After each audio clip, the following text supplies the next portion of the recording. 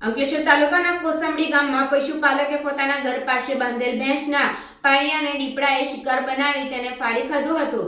જે ઘટના બાદ વન વિભાગ દ્વારા ગામની સીમમાં પાંજરા મૂકવામાં આવ્યા હતા। જે બાદ દીપડો પાંજરે પુરાતા વન વિભાગ દ્વારા તેને સલામત સ્થળે છોડી મૂકવાની તજવીજ હાથ ધરી છે। અંકલેશ્વરના કોસંબડી ગામમાં આવેલ ફાર્મ હાઉસમાંથી કડાવર દીપડો પાંજરે પુરાતા પશુપાલકો સહિત ગ્રામજનોએ રાહતનો શ્વાસ લીધો હતો।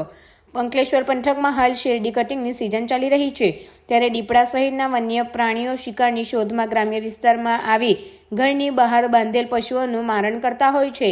તેવામાં થોડા દિવસ પહેલા કોસંબડી ગામમાં પશુપાલકે પોતાના ઘર પાસે બાંધેલ ભેંસના બચ્ચાને શિકાર બનાવી તેને ફાડી ખાધું હતું।